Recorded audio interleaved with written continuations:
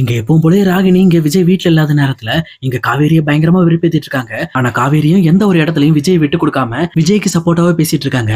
ஆனா ராகினியுமே எப்பவும் போலயே இங்க பாரு, நீ என்ன வேணாலும் சொல்லிக்க, கண்டிப்பா விஜய உங்ககிட்ட இருந்து வெண்ணிலா பிரிச்சிருவா. அது மட்டும் இல்லாம அவளுக்கு பழைய விஷயங்கள் மட்டும் ஞாபகம் வந்துருச்சுன்னா அவ விஜய் விட்டு நகரவே மாட்டா. உன் கையாலேயே நீ இந்த பக்கம் விஜயோட வாழ்க்கையை கூட்டிட்டு வந்து ஒப்படைச்சிட்ட. அதனால எக்காரணத்து கொண்டும் இதுக்கு மேல நீ விஜயோட வாழ்க்கையில கண்டினியூ பண்ண முடியாது அப்படிங்கறத ரொம்பவே போல்டா சொல்லிட்டு அங்க இருந்து கிளம்புறாங்க. அதே நேரத்துல காவேரியுமே இந்த பக்கம் விஜயை பத்தி விசாரிக்கிறதுக்காக தாத்தா கிட்ட போறாங்க. அப்ப தாத்தாவும் இங்க காவேரியோட நிலைமையை புரிஞ்சுக்கிட்டு, நீ எதுக்காக வந்து கேட்கறேன்னு எனக்கு புரியுதுமா. விஜய் காலையில வெண்ணிலாவை கூட்டிட்டு வெளியில கிளம்பும்போது உங்ககிட்ட எதுவும் சொல்லாம போயிட்டு இருந்தானமா நீ வருத்தப்படுற அப்படின்னு சொல்லி சொல்றாங்க. ஆனா எங்க காவேரியுமே எல்லா வருத்தத்தையும் மனசுக்குள்ள வச்சுட்டு எங்க தாத்தா கிட்ட, இல்ல அப்படிலாம் இல்ல, இந்த மாதிரி அவர் போயிருக்காருன்னு எனக்கு தெரியும், ஒன்னும் பிரச்சனை இல்ல, அவரை பத்தி எனக்கு நம்பிக்கை இருக்கு அப்படின்னு சொல்லிட்டு ரொம்பவே போல்டா இங்க அவங்களுமே தாத்தா கிட்ட பேசிட்டு இருக்காங்க. இது கேட்ட தாத்தாவுமே காவேரியோட மனநிலையை தெளிவா புரிஞ்சுக்கிட்டு, இங்க பாருமா, நீ பயப்படுற மாதிரி எந்த ஒரு விஷயமும் நடக்காது, எனக்கு கண்டிப்பா விஜய் மேல நம்பிக்கை இருக்கு, அதே மாதிரி நீ அந்த நம்பிக்கையை வச்சிரு, கண்டிப்பா எல்லாம் நல்லதே நடக்கும் அப்படின்னு சொல்லி எங்க காவேரிக்கும் கொஞ்சம் ஆறுதல் சொல்றாங்க.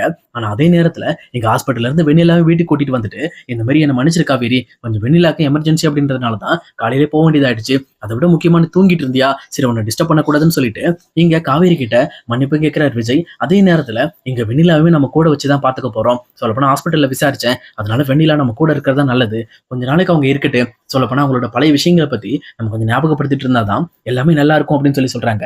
ஆனா இதெல்லாம் இங்க விஜய் சொல்ல சொல்ல இங்க காவேரிக்கு ரொம்பவே மனசுக்குள்ள பயமா இருக்கு.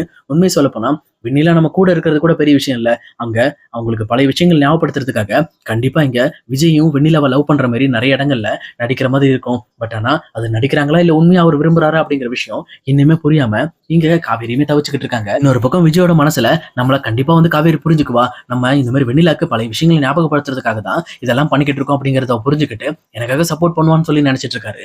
ஆனா இன்னொரு பக்கம் காவேரியோட மனசுல இங்க ராகினி பண்ண எல்லா குழப்பத்தையும் சேர்த்து இங்க அவங்களுமே ரொம்பவே குழம்பி போய் நிக்கிறாங்க. ஒருவேளை வெண்ணிலாக்காக கண்டிப்பா ஒரு நாள் என்னை விட்டுட்டு போறாரு அப்படின்னு சொல்லிட்டு ரொம்பவே வருத்தப்படுறாங்க. ஆனா இந்த பக்கம் விஜயுமே காவேரியை பார்த்து, நான் உனக்கு ஒரு லெட்டர் எழுதி வச்சேன், அந்த லெட்டர் நீ படிச்சியா, அதுல இருந்தாலும் உனக்கு பிடிச்சிருந்துச்சா அப்படின்னு சொல்லி கேட்கறாங்க.